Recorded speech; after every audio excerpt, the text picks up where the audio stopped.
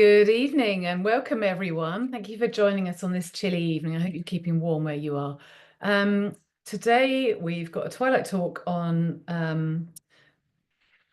engaging young people in the net zero transition. Um, it's a really interesting topic area, and we're lucky enough to have Roy Kareem from Centre for Sustainable Energy with us. He's got an amazing wealth of experience. So I think it's going to be a very interesting, lively session where Roy can draw upon lots of different experiences and share those with us. But we also invite you to share your experiences with working with young people in green skills and education and jobs. So just a couple of housekeeping things before we start. If you could keep your mics off but videos on, that would be fab. You'll get a chance to take your mics off soon. We're going to have a recording available, so you'll be able to get that afterwards. Also, the slides from the presentation. We'll send those on shortly. And yeah, just a quick thing. We at the Green Register have got a January flash sale on all our training, our membership, and retrofit skills, a new course of ours, which is a short course, level 2, accredited by Abby. We'd love to join any of those. So pop to our site and anything you fancy attending, then please pop in Jan 2025. I'll put that in the chat as well. And thinking about the chat and questions and answers and so on, Roy's going to talk for a bit, but we invite you to bring a question. So pop those into the chat or just put your hand up if you'd like to ask a question. And we'll have a bit more time at the end to go through some of those and bring you into the discussion a bit more. So thank you so much for being with us, Roy. And I hope you all enjoy the session, and I'll hand you over right now. Thank you. Well, thank you very much, Charlotte, and hello to you all. Thank you for having me or inviting me, Green Register. I'm going to share my screen because I've got a few slides. I'm going to try and give lots of time at the end for discussion because I think probably what we'll find is that I don't have the answers, and maybe hopefully I've got some interesting questions, but I definitely don't have all the answers. And so I do really encourage, yeah, if you've got thoughts, comments as we go, stick them in the chat, or as Charlotte said, just put your hand up, and we'll try and bring you in as best we can. Um, so I'm here. Oh, this is my title, and it's one of those titles that you then look back at and go, what exactly was I thinking about when I came up with that title? Engaging young people in the net zero transition through value, strength, and inner development. Um, one question for the chat at the moment would be, should you ever use the word net zero when you're talking with young people? That's an interesting question of the language we use, who we're talking to, how we're talking to. Um, who are young people is another interesting question. And then this sort of final bit around value, strengths, and inner development. I'm going to sort of try and tie that in as best I can to work that I've been involved with both at CSE and outside of CSE. And so I'm going to use the acronym CSE for Centre for Sustainable Energy, which is the place where I have my day job. But I'll also be talking, yeah, about projects that I've done outside of that work at CSE as well. So let's go forward. My presentation comes with this content warning that I realize who I'm talking to and I realize where I work. But I am one of the employees at Centre for Sustainable Energy that will often talk about things that do not have to do with millimeters of insulation or embodied carbon or the various kind of metrics that my colleagues would be far more expertise about. I'm the person that I don't know if I get called upon, but maybe I introduce things of like, well, how do we communicate with each other and how are we gonna relate to that and well, how does that make you feel or whatever it might be. I'm slightly the complicated, warm and fuzzy person. Maybe that's why I work with young people. But yeah, so just to say, I will do my best to try and relate everything I'm saying to, you'll hear at the invitation of Green Register, And so I know my audience, and I'm giving a caveat to that. Even though I know my audience, I'm also going to be talking about sort of areas around personal development, around how people relate to things, how people feel about things, but then try and bring that back to the practicalities of, well, when you're trying to get young people involved in retrofit or other net zero initiatives, how do I think about that from my perspective? Um, so why are we here? And how do we engage young people in this stuff? And I think it's even interesting to ask that word engage. What does that actually mean? Engaging can just be like communicating. Engaging could be actually like, could be something much more fundamental and deep. Young people, just so you know, when I talk about young people from my Center for Sustainable Energy work, that is anyone between the age of 5 and 25 is generally how we talk about young people. Other people put different parameters on that. I know the UN, I think with the UN you can be up to like 32 or 34 and could be considered a young person. But yeah, that's just to let you know that. So my official title is Future Generations Lead at CSE. My star sign is Leo. My melatonin levels are medium. My core values are balance, joy, and attention. My strengths are adaptability, positivity, ideation, intellection, and input. I believe some of those words don't exist and they are made up, but that is what a psychometric test spat out about me. And I'm going to come back to why I've got core values and strengths there, because it's one of the ways that we engage with our young people is through those things. Um, so yes, I will come back. I'll come back to the values and strengths piece. I thought, even though I know I'm talking to a sort of green register audience, I thought it might be useful just to give a really short recap um, about the Center for Sustainable Energy, just so I can sort of set the context of then what work we do with young people at CSE.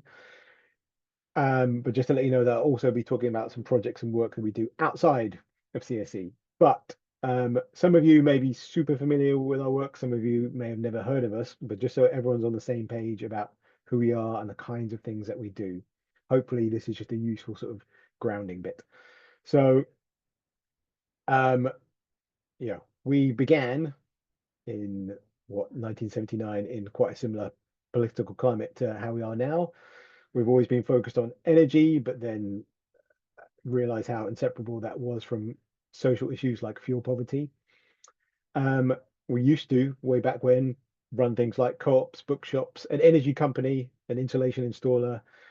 But ultimately, that original goal of solving those twin problems around fuel poverty and climate change and using different methods of community engagement to help people help themselves has kind of always been there from the start, while linking it with the sort of more structural policy level kinds of stuff. So that was the context when we started. High fuel prices, cost of living crisis, environmental concerns. And that's when the Centre for Alternative Technology was founded, of which some of those same founders came down and in 1979 came down from the Welsh mountains and thought that, in fact, we needed an urban version of CAT and set up the Urban Centre for Appropriate Technology, which I think is an amazing name. Doing lots of things like community education, retrofit, fuel poverty support. Some people might not recognize it from that, but that building or that house is next to Windmill Hill City Farm in South Bristol, and was essentially a demonstrator house for kind of all those quote unquote alternative or appropriate technologies. Um, and this is a reflection from kind of one of those early days speaking about CSE in 1985. It was this, I guess, capturing this idea that our work had to be about pulling together the environment. No, we're not seeing the environmental and the social as different, but seeing them as part of the same whole and pulling them together. And so that's how we were found, and that's sort of been core to what we've done since that moment in 1979. So this is what our vision is. If you go on our website, this is what it'll say: a world where sustainability is second nature, Emissions have been cut to safe levels, and fuel poverty has been replaced by energy justice. That's how we sort of frame ourselves. And these are our objectives. No one suffers a cold home. Everyone's empowered to take action on energy. Um, every building is zero carbon and livable. Places shaped for sustainable energy and a greener, smarter, fairer energy system that works for everyone. Um, those have been our objectives for a long time, and they remain our objectives. And very broadly, this is how our work is chopped up into these different teams: home energy services, research and analysis, local and community empowerment, development, which is fundraising and the sort of operations side. Home energy services team are the ones who are generally actually actively speaking to clients, for example, on our phone lines or going out to do home visits, supporting people in fuel poverty. Research and analysis are the people that are doing uh, energy modeling or more qualitative research into those experiencing fuel poverty and the policies that might need to change as a result of it. The local and community empowerment team which is where I sit, which is all about sort of community engagement and local community energy. And then sort of as a almost a sub team, we have future generations, which is the team that I lead. So I will be talking today about some of these projects in more detail, and I'll tell you more about them. But we've got things like Bright Green Future, which is our environmental leadership program for teams around the country. Bristol Mission Net Zero, which is a massive project, but we're a part of that in terms of the youth side. Bristol Youth Climate Action, which is sort of grant giving project for climate action groups in the city of Bristol. Energy Matters, which is our schools work. And then I'll also be sort of starting to touch upon some of the ideas about engaging young people in retrofit kind of activities as well. So I guess getting to the theme of this talk, making it personal or starting from the inside out.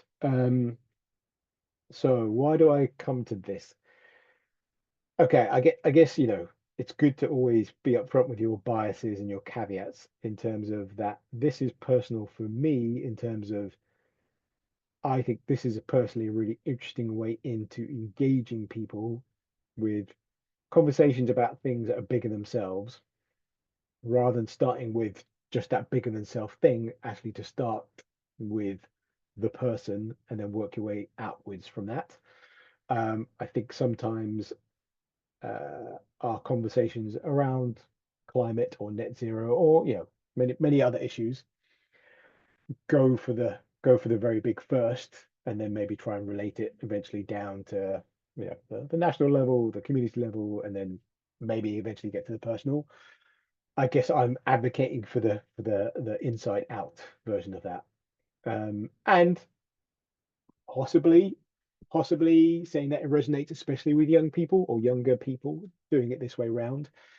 Um, and I'll get on. I think there is a shadow side to this, which is making it uh, too personal and make it all about the individual and make it all about the responsibility of the individual.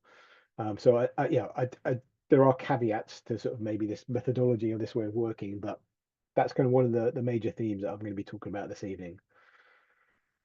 Um, so just to say, I'm going to run through some of the methods that we use when we're engaging young people, and then I will bring it into sort of the specifics of some of those projects that I talked about earlier on. So you notice that I gave you my strengths. Okay, so strengths. Why do we use this with the young people that we engage with, whether it's to do with climate or other elements of sort of the net zero transition? So when I say strengths, what I'm talking about is personal strengths. Um, and I guess I should say a little bit about kind of my background, which is I come to this work through lots of different things. But one of the things I come to it is that I had a mum who was a social worker in London and a dad who was a psychotherapist. And so I guess I come from steeped to a certain extent in the world of kind of social and personal transformation. Maybe let's call it that. And then, eventually I did lots of different jobs in my life. I was a primary school teacher for a while, so a trained primary school teacher, a trained life coach. Um, so yeah, there's always been a really sort of core part of me that has resonated with having sort of why people do the things they do, how you can help them to help themselves, and that sort of, I guess, personal development kinds of things, alongside this real resonance with bigger than selves issues that we face in society. And strengths, I think I originally came to this through the world of kind of personal development coaching. There is a whole field of stuff around strength-based kind of work that you can do with individuals. And essentially, the idea behind it, so one of the pioneers was a guy called, I think he was, see, John Clifton, maybe. Anyway, he was, I believe, a psychologist pre-World War II, got sent off into the war, came back, um, and the anecdotal story I think is that he came back to the US, which is where he's from, and found a population that was both quite demoralized, but also kind of now looking in a postmodern era to like, well, like how do we flourish as humans and all, some of that kind of thinking. And he always sort of described this idea of, if I put my hand up to the screen like that if you ask people what they're good at, as in the gaps between my fingers, people are very able to identify their weaknesses, the things that they, whether it's like, I'm greedy and I'm overweight, or I'm no good at maths, or X, Y, Z, whatever it might be. When you ask people to say what they're good at, i.e., the fingers, um, actually people, depending on the culture, but are less sure about that, are less identify with their strengths than with the gaps. And what our education system in the West, and often what our culture is kind of focused in on filling in those gaps, as opposed to amplifying those things that you're quote unquote naturally good at. And that if you fill in those gaps, well, yeah, that's fine. You get a nice, just well-rounded person. But in fact, if you can build on someone's strengths, um, both that's a sort of easier place to start. It's a more motivating place to start, but actually sort of can be much more sustainable, whether that's to do with your work or your relationships. Um, so one of the things that we do with our young people, for example, on Bright Green Future, so which is, and I'll tell you a bit more about the sort of details of that program towards the end of my talk. On Bright Green Future is we work with our young people. So even though they're coming into what is an environmental leadership program, which talks about the energy system, how do we create a fair transition to net zero, we're twinning that with lots of work around personal development. And one of the tools we use is strengths-based work. So essentially, we get them to do kind of like a psychometric kind of quiz. And it will say, these are your strengths, a bit like I listed at the beginning. And then essentially we do a bunch of work around, okay, like where do you see this show up in your life? Um, what evidence do you have for it? How could you get more of it? And then how do you start to ladder it up to some of the issues that we are seeing out there in the planet? And how do you see yourself being able to make a contribution to that based on your strengths? Um, and specifically, we use that on Bright Green Future. You can do it with all kinds of ages. One of the interesting thing about strengths is that you may or may not have done other kinds of these things where you do like personality quizzes, Myers-Briggs, all that kind of stuff, which I think, have every of these tests has strengths and weaknesses. Um, the strength stuff has been shown to be far more kind of longitudinal, though, of that often if you do some of those testings with young children, you can do it again when they're teens, do it again in their middle ages, do it again when they're older, and the strengths will be often quite similar, as opposed to maybe something like Myers-Briggs, which can change sometimes year to year, month to month, that kind of thing. So we find that actually with teens in particular, this is quite an empowering shift in engaging with with them in conversations about both what they're good at and then how they could see applying those strengths to larger than themselves issues, whether that's to do with climate or biodiversity loss or whatever else it might be. Strengths, values. We do a lot of work with our young people on values. Um, what are values? What are your values? There's a question for the chat if you'd like to get involved. You may have thought about this a lot. You may not have ever thought about this before, but what is important to you on an ongoing basis, essentially? A value is something that's intrinsic to you, um, that you think has real importance to you, and it's not short term, it's over a long term. Um, this is something again that we get our young people that we work with again on Brightening Future mainly, but we've also done it with some of the other projects that I'll talk about. Essentially, it's going what's important to you, and then again from that personal laddering it up to larger than self issues. So again, for us being CSE, that's all to do with climate and the net zero transition. Why is this important? Why values?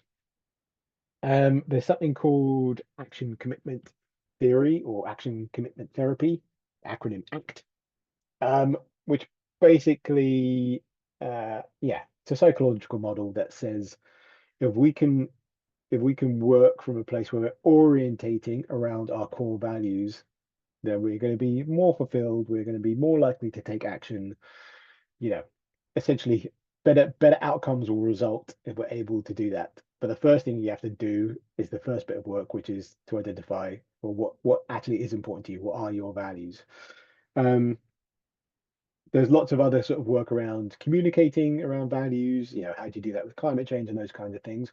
But for us, on our work, when we're working with young people, we're doing it sort of as a again another foundational piece of then, okay, once you know that's core to you, how do you begin to act out in the world that honors what you said is important to you? Like, so, okay, if you say that balance is important to you, are the actions you're actually taking out in the world, the things you want to study, the career you might want to do they actually line up with what you say is important to you? Values often get split into, in some models, intrinsic and extrinsic.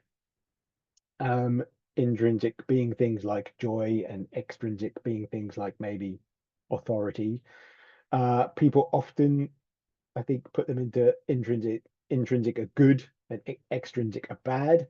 Uh, it's That's often not the case, but I think that's just how it can seem, and we'll get our young people to sort of play with those ideas about, well, yeah, what's intrinsic and what's extrinsic, and how do they feel about those things.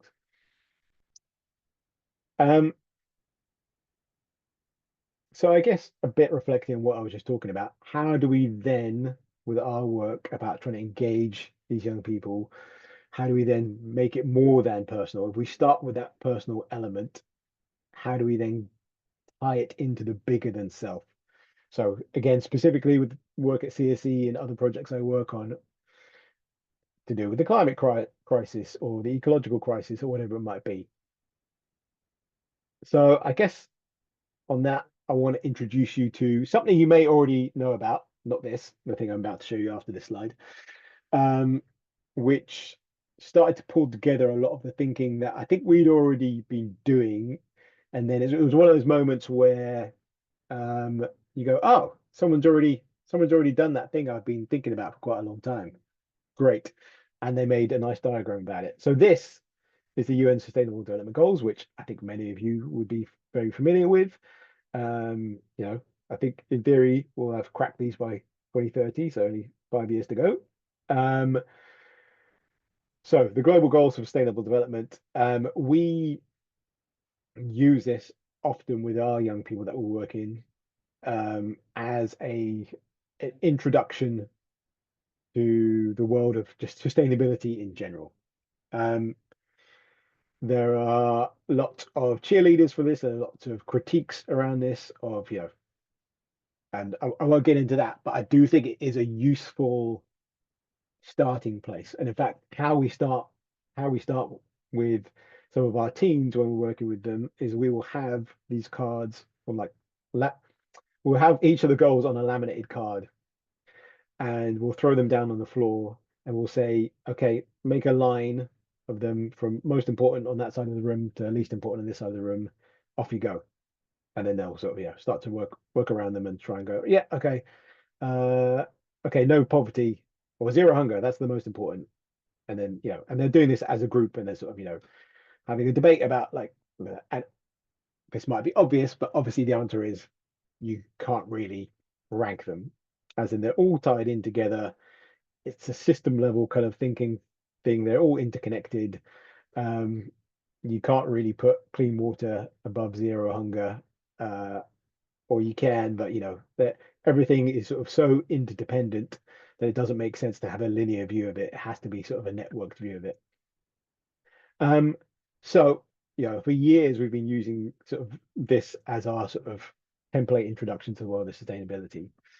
And for years we've also been doing a lot of that work around the values and the strengths and that inner development piece. And then someone said to me, "Oh, well, do you know about the inner development goals?" And I was like, "What?" I'd actually be interested in who in the room has knows or works with the inner development goals. Does anyone know about this? I'm just gonna see. I'm just gonna see if anyone says anything in chat. If not, I'm gonna assume that no one has, which is great because then it looks like I'm really like novel and I'm bringing you something exciting. Okay, no one. Brilliant. I'm I'm a trailblazer. So let me be very clear. This is not my work. Um, so essentially, this came out, as best I understand it, there was a Swedish group charity that ran some workshops about 4 or 5 years ago, looking into the climate crisis, or maybe looking at the global goals that we have before us, and really starting to think about why this transition, or why these targets were, even though we knew the technical solutions, why we were making such slow progress.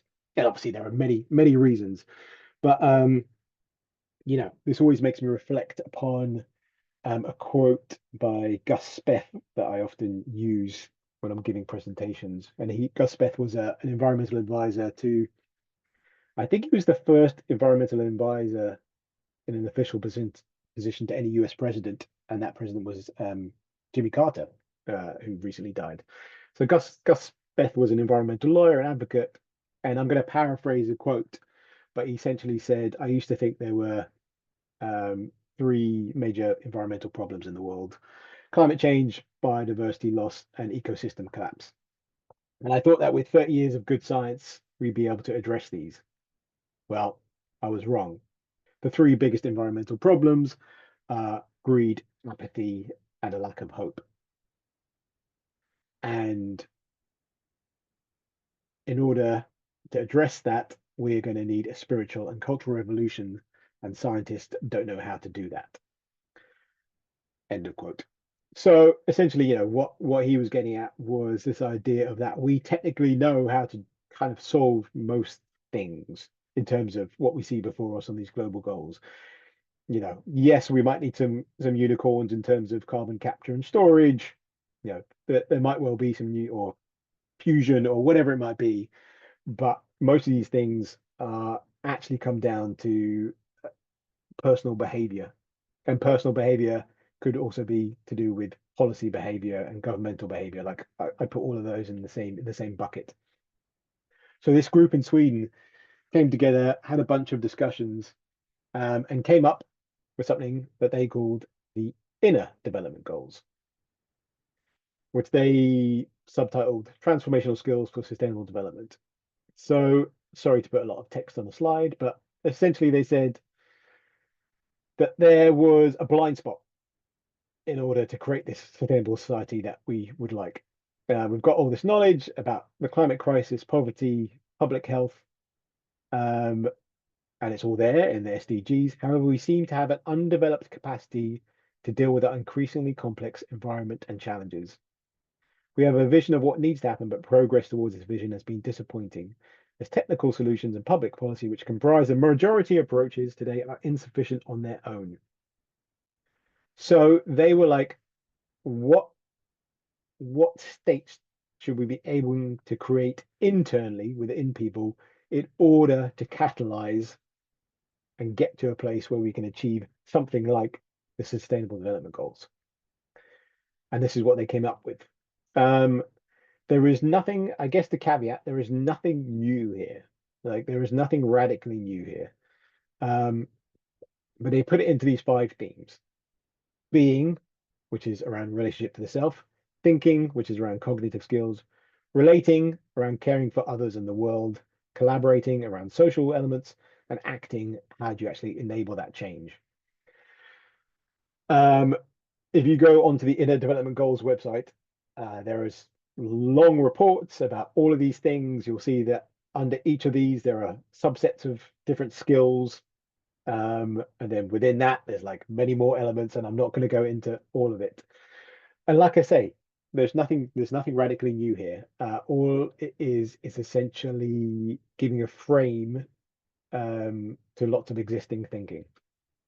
But what we've started to do is to bring this into our work with young people in terms of not, and actually the inner development goals stuff is very much, we are not like a training platform. This is not like you go and do a course and get certified in, you are now qualified in inner development goals.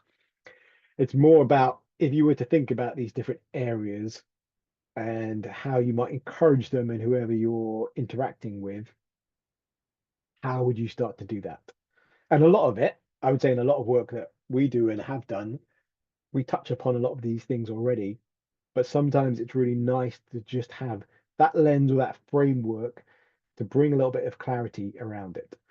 So, these guys, they have, their own community. They have a conference in Sweden every year, and are now starting to do a lot of, I think, work with companies and employees and those kinds of things. Not so much with young people, which I think is kind of interesting. So yeah, we're trying to get in touch with them and see if we can start to form some sort of relationship about how you bring this kind of work into young people, and especially I'll just pull out a couple of elements, especially around things like in the being area, the inner compass bit. Is something that we've done a lot of work with our young people, especially again with our teens, which is to some extent, I would say, um, and maybe this is a bit of a discussion we can get into after I've finished speaking. The world is, has a feeling of more and more volatility and unpredictability. And one of the things we discuss when speaking with, young people who are about to leave home for the first time or go into their careers, which is when we capture them on Bright Green Future, having a sense again of, what's important to you, um, what you knowing yourself can be even more important when the world feels more and more out of control. And so having that sort of inner compass piece is something that we sort of focus much more on. And I think that the education system and the cultural system that we live in is probably less and less focused on. Things like critical thinking and some of those other elements, some more progressive elements of our education system might develop, I think, within young people, communication skills, some of those bits.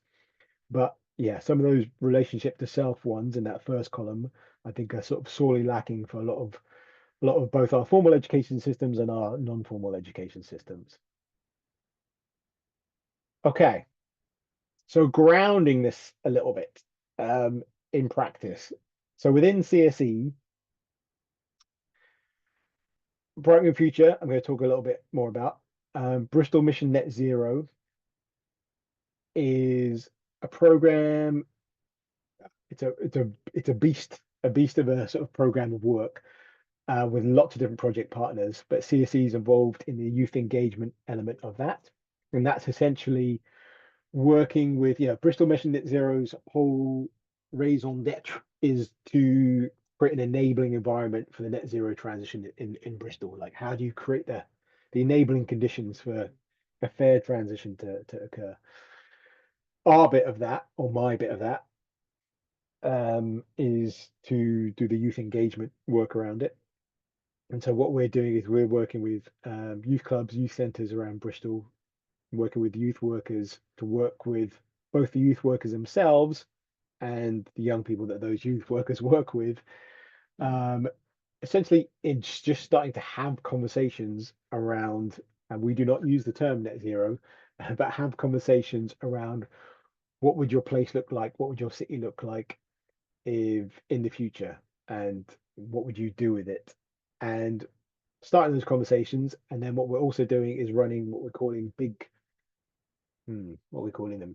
Big Green Days Out, I think, where we're potentially taking all the kids, or not all the kids, but lots of the young people from those youth centres to different projects around the city of Bristol. So to like an urban growing hub or a repair cafe for cyclists or whatever it might be, or just different sort of inspirational projects where they can go and spend a day and go, oh, this is happening in my city. That's kind of an interesting thing. It's one of those ones where it's kind of what experimental, I guess, because we felt that youth workers were a missing bit of a youth engagement sort of pie in terms of lots of people do youth work or youth engagement with schools. There's lots of work in sort of formal education bits and trying to get climate on the national curricula, but not much within sort of youth-centered work, youth workers. And in fact, those youth workers are often engaging with quote unquote hard to reach communities, people that are left out of conversations around net zero, um, and but might well most benefit from things like future skills in retrofit installation or whatever it might be, and yet they're sort of often, as many of you will know on this call, left out of those opportunities and those conversations even. Energy Matters is our work in schools. So we run a lot of climate change and energy workshops in primary schools. We've done it in London. We're currently doing it in about 20 schools in South Gloucestershire, and they're kind of looking to expand that, especially as probably many of you know that from this year onwards, essentially, as part of the previous government's education sustainability strategy, all schools now need to have a climate action plan and also to have a sustainability engagement lead, I think they're technically called, which essentially is a teacher that has to do an extra job. It's not like a new role, but all schools now have to have both of those things. So we think there's an opportunity now that it's sort of been mandated that all schools, both primary and secondary, should have those things. What potential influence could we have through those mechanisms? And then Build Green Futures is something we're trying to get funded. Essentially, that's retrofit for young people. So that is looking at working with sort of further education colleges, those who are already on an education track, maybe a vocational education track in the building or construction industry, and seeing if we can catalyze them into a sort of retrofit net zero skills pathway. So adding on, working with suppliers, working with further education institutions, and then bringing our CSE expertise in terms of retrofit stuff, working with Retrofit West, which I can talk more about, but essentially Retrofit West set up by CSE as a separate organization to essentially catalyze retrofit stuff in the Southwest. So working with them as well to see if we can get more opportunities to more young people who are already going in that sort of vocational construction pathway, but bringing in the sort of net zero skills bit on top of that. And then briefly, what time are we doing? Almost done. Outside of CSE, some of the things where I brought this, I guess, sense of inside out thinking in a development work for external change.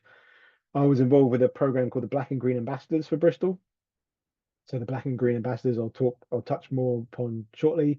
The health ambassadors came out of that, which was working in public health in the city of Bristol with local community representatives. Resilience through nature, which I'll touch upon shortly, and then doing kind of one-on-one personal coaching, which is something that I do. So Bright Green Future, really briefly, That's our environmental leadership program for 16 to 19-year-olds from all across the UK. Been running since about 2016. I had about 400 young people go through it, essentially trying to catalyze, these are young people that apply to something called Bright Green Future. So they're already, we're not having to convert anyone to be like, you should be interested in net zero. They've applied to us, they're already there. So it's like, what can we do with those young people who are self-motivated to a certain extent to apply to something like us, but maybe are a little bit lost as to what they do, maybe still feel isolated, maybe would talk about having ecological anxiety, for example, and yet they're not quite sure about what comes next. What should they be studying? What should they be thinking about in terms of a career, if they should be thinking about those kinds of things? So we work with them to sort of give them a sense of what's possible through the lens of the energy transition. So essentially, what we do is we have 4 virtual workshops introducing them to the energy system in the UK, how it is currently, how it could be, and how do we get from what it is to what it could be in the fairest way possible. That's kind of what we do during those workshops, while interweaving all that sort of personal development stuff that I was sort of touching upon earlier. And then we have a 5-day residential where they all come together. They've been working on their own personal project. Their own personal project is to use um, a CSE tool called the Impact Tool. The Impact Tool, essentially, you could think about it as a carbon footprint for your community.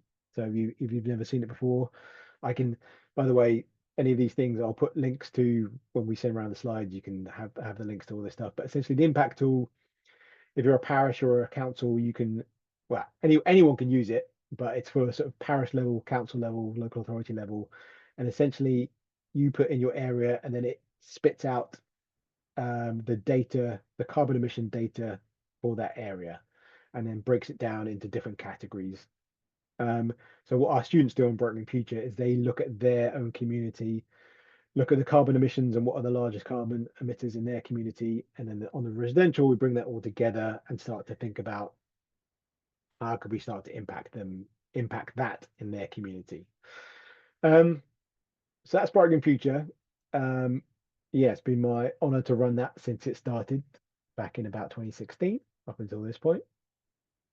The Black and Green Ambassadors, as I touched upon, um, that was a partnership between Ujima FM, which is a black-owned, black-run radio station in Bristol, and the Bristol Climate and Nature Partnership, or what used to be called Bristol Green Capital Partnership until about 6 months ago.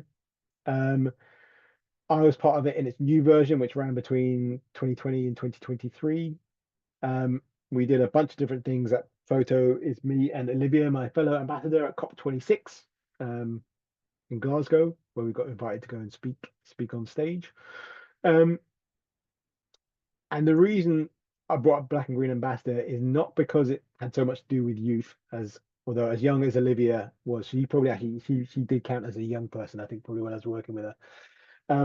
It was more to get into that idea of that actually the Black and Green Ambassadors was probably trying to do a lot of this work around the internal and the external, in terms of, you know, it was called the Black and Green Ambassadors. It was all about people of color having representation in environmental spaces, which maybe historically they have not had.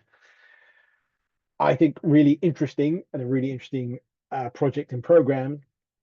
However, sometimes I found it too much focused on that identity kind of element of almost being too focused on that idea of the individual and their identity.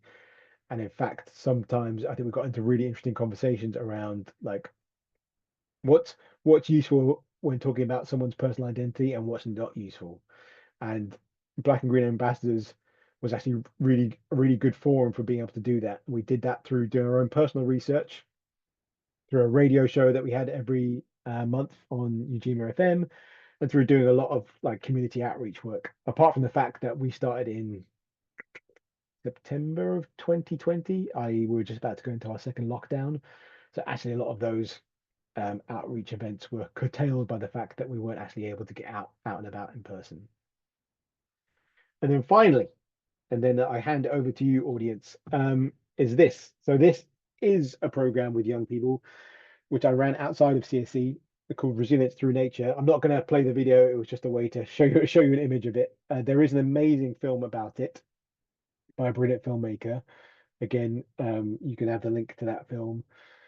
This was working with PhD students from the University of Bristol, and essentially was a they asked me to design a program, a project that could create a space for them to talk about anything they would like to talk about around climate and ecology, while trying to weave in some of the sort of practices around well-being and personal development, essentially.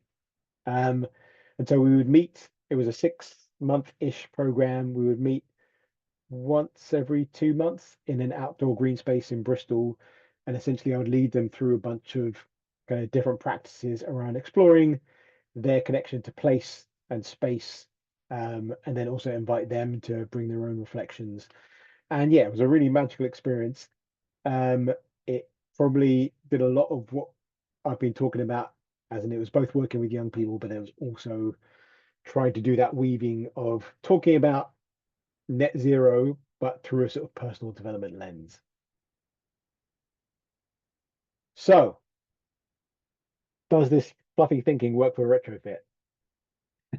That's how I'm ending tonight's my official bit of the talk, which is I think that's an interesting question, which I think, and many of you being sort of part of the world of Green Register might well be thinking, well, yeah, does this have anything to do with sort of the day-to-day stuff? And I guess, my obvious argument is yes, in some form, and potentially it's it's for me, where it's possible, is really working within and around and from people's personal motivations, and recognizing that many of those motivations won't be they'll be different for different people and different communities. um in terms of, for some people, making a difference, cutting carbon emissions is super important. For some people, they just want a decent job that pays well. For some people, family comes first and everything else comes second, or whatever it might be. But having that lens of kind of where are people coming from when you're trying to engage with them seems always sort of, that context seems super important to me. And then that strength bit of building on what people kind of are already, and sometimes I don't like to use the word innately, but I will use it, innately good at, and be able to build that from that place onwards, as opposed to kind of, well, what are you lacking and how do we fill that in, as opposed to, well, what have you already got and how do we amplify that? So when we're starting to now build this project around this Build Green Futures project, which is all around engaging with young people around retrofit careers, we are now, and this is sort of early stage thinking, so in some ways I'd like to get the audience's input on it, starting to think about how do we bring some of what I've been talking about into the much more practical world of kind of retrofit careers. Of, should we be in some ways just being like, okay, that's the nice fluffy stuff, we'll push that to the side and just concentrate on like what's an accredited you know retrofit installation program that we can get you young people on. And I think there is a middle ground. I think there is a bit which is actually creating spaces where we can entwine those both things, can make for more impactful and more sustainable kind of work. So I hand over to the audience to now maybe barrage me. No, that's not the right word, but for questions, thoughts, comments. Did that in any way relate to what you thought I might be talking about this evening? Is that completely off the wall? All things are welcome. All things are welcome.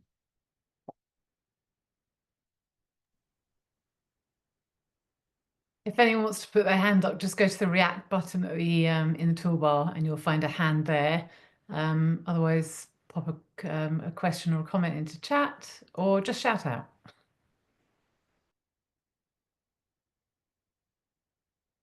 And also feel free to ask me about things that I haven't mentioned, as in you can be like, in your school's work, do you X, Y, Z, and it might have nothing to do with what I've just been chatting about, but you might just want to know about some of the other work that CSE or myself does with young people. So feel free to do that as well. Can I just shout out? Is that all right? Yeah, shout away. Can't find the put your hand up button. Um, I was just thinking, Roy, about the sort of the relationship with young people and Mm, possibly the sort of two directions that it must go or it might go in that we've been thinking here in Clevedon about we have connections with the schools and so on hmm and in terms of getting the message, whatever that message might be Yeah, at the time. um, we've often sort of thought that that's quite a good way, get the younger folk involved, and there's a good chance that through their parents and other adult family members, you got more chance of actually spreading the word or spreading the question, I suppose, to yeah. put it more humbly. Um, and I just wondered what you thought about that and whether it's sort of part of your thinking already in terms of the way you're working with younger people. Yeah, I mean, I do. I think, a lot of organizations, whatever they're working on, want to work with schools because they recognize them as sort of keystone players in communities. And I do think they are potentially are amazing, or not potentially, they are amazing ways into engaging with people beyond, just, you know, just the 8-year-olds that you might be running a workshop for, because you can get access to parents and have a ripple effect beyond that. One of the bids we recently put in, which I don't, oh, I think we've just put it in again for a different pot of funding, essentially was to um, run our normal energy climate workshops for key stage 2 pupils in schools, and this was in, but target them in fuel poor areas that we already work with in CSE. Um, but then to do energy cafes in the afternoon, and an energy cafes, essentially where Yeah, parents and carers, we invite them in to come and see the work that their kids have done, but at the same time we're giving energy advice to those parents and carers about, what simple measures could they putting in their homes to reduce, to keep themselves warm, or giving them, information about access to insulation grants or whatever it might be, yeah, but being able to sort of, I guess, double up, use the school as a gateway into the rest of the community in order to be able to then do the sort of fuel poverty work, and get access to, even though we get, lots of very marginalized people calling our phone lines, that still leaves a lot of people that aren't getting access to kind of our work and our advice, that just get left out just because they're sort of, they're not they're not even getting to that stage where they might know that there is an advice line that you can call at CSE or whatever it might be. So yeah, and I do think, yeah, other things like the fact that all schools will have to have these climate action plans and sustainability leads. Obviously there's no funding for it from central government as far as I'm aware, or there's like an online hub that teachers can go to and get some resources. But I think it's an opportunity within schools. Um, and so I think, there are a lot of now different organizations thinking about, well, yeah, how could we sort of take advantage of the fact that every school is going to need to have a climate action plan? What does that look like in terms of their energy use? What does that look like in terms of their, all those kind of estate management bits as well? So yeah, that's something we're looking into, and I guess it's a bit of a watch this space at the moment. Mm. Okay, thank you. Thanks. Good ideas. I think Emma has her hand up. Emma, go for it. Yes, sorry, I'm coming at this from a very different angle in that I am an estate bursar and I work in a school, but it's a very privileged school. We're a Mm, boarding school, and I'm on the environmental committee, and we have a couple of students who are on that committee. But actually, how do you engage? Sorry, it's more of a question than an answer yeah. to what you're asking. But most of what you've been talking about seems to be coming from young people who are perhaps in a less affluent situation and really struggling, whereas we've got a group of students who are affluent, don't hmm really have to worry about this, and getting them to engage and what kind of things are out there for that group of pupils to get them, because they could, I mean, we're provisionally bringing up a cohort of leaders, and that's what Yeah, the aim is, but people who are kind and understanding and also environmentally conscious, but they don't need to be, and it doesn't really, it's getting them to be impacted by it. So you've got a couple that are really keen, and the rest of the school yeah, just carries on buying from Amazon and doing everything they, you know, would normally do. So yeah. No, it's a really great question. And in some ways, Bright Green Future, that program is in some ways built for those young people. Like we don't have any, apart from trying to encourage young people of color to apply to it.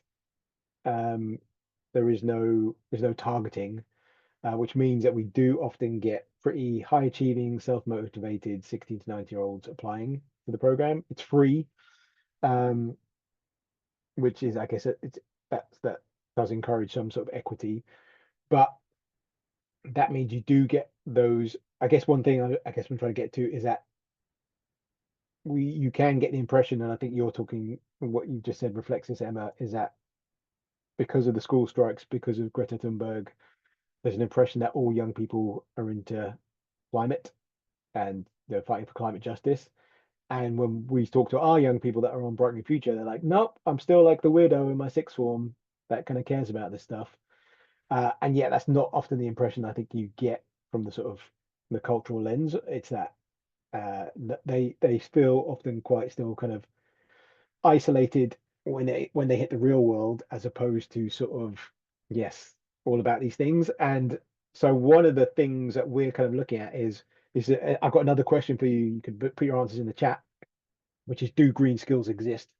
Because I was at a workshop recently, and like when you're working with in young people in the space, everyone's talking about green skills, and I've always had a slight issue with it, um, because when some people were talking about green skills, they go, well, it's like this, and then it's also like, empathy and critical thinking, and it's like those just sound like good skills. They don't particularly sound like they're green skills to me. If you're talking about like how do you fill a cavity wall, okay, I could get behind that. That seems like maybe a green skill. But when I was at a talk recently, there was someone there who was talking about green skills. I think she was from Oxford University, um, and her thing around green skills was, her example was actually, I'm trying to provide skills for example, if you are the sustainability manager for Pepsi, what skills do you need to be able to do your job and communicate with all the other people in your organization that don't give a monkeys about sustainability? And she was like, that's how I sort of think about green skills. And to a certain extent, Emma, to your point, it's like green skills for me is like, if you're that person who are interested in these things, how do you relate to your peers and start to sort of ripple it out beyond that? Like that is a real skill. And to a certain extent, I think things around those inner development goal stuff is some of those bits of actually, how do you start to relate to how do you think about the interrelationships? How do you lead from your values? Because to me, that's one of the defining characteristics of sort of good leadership, and that's what resonates with people, is people see an authenticity to there and go like, oh, you're actually, this is important to you, and I can see that in your actions, and I can see that resonance between those two things, and therefore I want to get involved, and I want to sort of be involved in that. So yeah, it's a very roundabout way, but I think it's one of the things we think about is, how do you get people who are already into this stuff to start to, I guess, their enthusiasm to bleed out beyond just what's a sort of enthusiastic, energetic circle. So yeah, I guess it's something that we think about, we have not cracked. Can we bring Laura in before her arm get? Yeah. No, sorry, my hand up isn't working, so I didn't want to. Hi, Roy. Thank you very much. I might also answer Chloe's question in the message that she's put about what a retrofit career means, but I run quite a niche business which is supporting women in the retrofit industry, called Her Retrofit Space, specifically also focused at emerging professionals. And it's something we do a lot of work on and research on. So it's great to have a great webinar with you today. And it's interesting because obviously we're quite a niche in terms of what we're doing. We're amplifying the work of retrofit to emerging professional women. And it crosses a lot of and obviously her retrofit space is interestingly focused on a very specific outcome, which is retrofit. And for us, we're attracting young architects, surveyors, civil engineers, students in sustainability, that kind of make up all the facets of professional skills needed to undertake a retrofit project.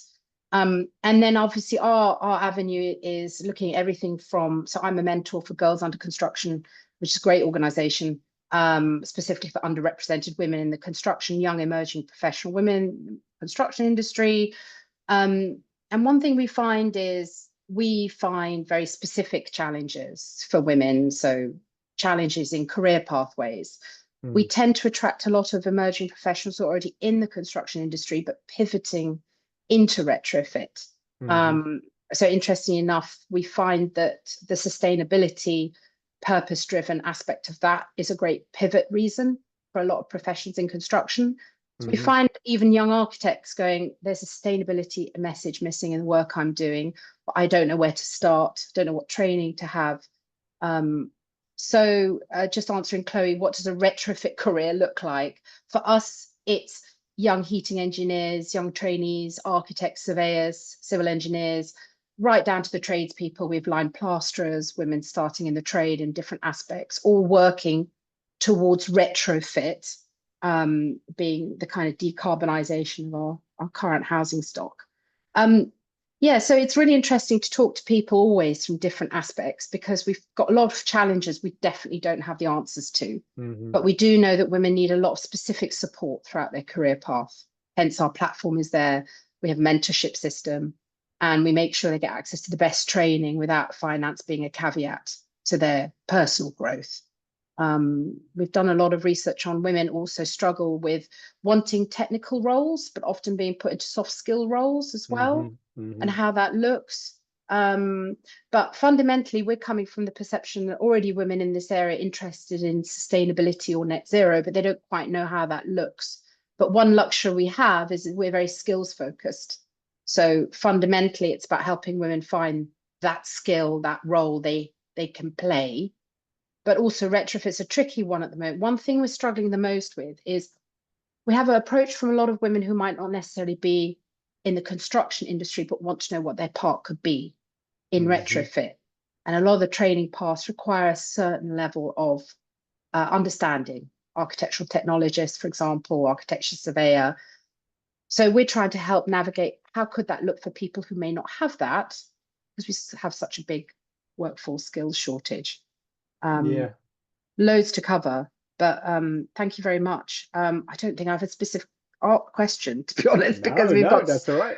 We have so many questions. Yeah, it sounds like well, both of those organizations sound incredible. And one of the things I guess we try and communicate, or the inspirational bit of doing work with young people, is to say, like, the opportunities are manifold in the spaces. Like if you're really thinking, and a lot of our young people are kind of high achieving, thinking about careers, you know, we're able to say very truthfully, this is going to be an explosive area in terms of kind of employment opportunities. Like if you can get in now and start building whichever pathway it is you want to build, we don't, I mean, whether it's heat pump engineers or whatever it might be, we know that we're going to need X amount if we want to hit this target. If you can be at the sort of forefront of that when you're a 17, 18-year-old, you are going to be so much in a better position than, trying to catch the wave after it's sort of started to break a little bit. So, and I think to some extent, it's so unpredictable what the workforce is going to look like in 10 years, in 20 years. But what we do know is that the areas that are going to be anything to do with sort of net zero is going to be just, you know, amplified massively, especially in this sort of this next generation, this next wave that's sort of thinking about studying, thinking about early steps in their career. If we can get them and show them the opportunities there, and show them that the opportunities, you know, it used to be when I was coming through that it was like, if you want to make a difference in the environment, you should go and do a geography degree and then go work for Friends of the Earth kind of thing. Mm. And now it's like, if you want to make a positive environmental contribution, you could be an engineer or a fashion designer, or, you know, we often, you know, the person that helped set up Bright Green Future often said the biggest impact we could have is, what if someone that did Bright Green Future then went on to become the head buyer at Primark and was like, oh, actually, I would like to make our entire supply chain like X or like Y, uh, as opposed to the more traditional route of like, could I go and campaign on, you know, whatever it might be. There are so many ways now to sort of have an impact on environmental systems through whichever career type it might be. That's why I think that sort of the idea of green skills, as someone said in the chat, if it has a positive environmental outcome, we can consider that a green skill. So yeah, it's we can talk with honesty with our young people about the levels of opportunity and excitement I think there are in the world of sort of green careers. I think that's really interesting. It touches on the biggest challenge we have, which is a lot of young professionals want to have career paths mapped out for them. But a lot of the key inspiration aspects for the professional women is representation. So seeing people in this industry obviously doing the work they want to do, but talking to everyone in this industry, nobody had any plans when they first trained 10, 20 years ago to be in, you know, the retrofit industry, for example. So that's the hardest, is helping support what those careers might evolve into when we don't quite know yet, because the industry is moving so fast. So Yeah. Interesting. Thank you, No, Roy. yeah. Yeah. No, you're welcome. We talk a lot about our young people of that ability to adaptability, in terms of that generally people are not going to have a 50-year career anymore. You know, it's going to be, you might have 5, 10-year careers. Yeah. What does that look like? Thank you so much. I'm afraid we're probably going to have to leave it there because we've run over a little bit. If anyone has one more question or comment, we can go there. I thought you had an interesting comment in the chat there, Neil, about lots of green skills roles sort of aimed at leadership or higher level roles, but actually we need practical green skills roles out there for young people and decent pathways for those. So totally Yeah. Yeah, and I think that's, you know, that is being able to highlight the fact that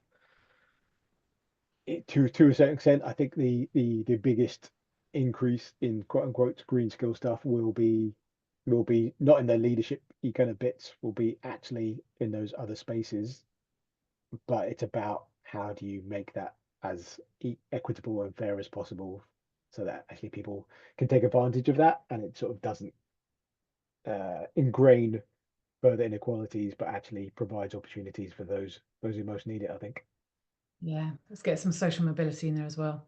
Great. Okay, thank you so much. Roy, thank you so much for your presentation. Really thought-provoking, some interesting tools that you've brought to our attention as well, and all the different schemes that you're working on as well. And thank you everyone for being here this evening with us. Really enjoyed having you along, and yeah, do check out what we've got coming up, which is lots. Stay tuned, and so lovely to see you all, and hope to see you again soon. Thank you. Thanks all.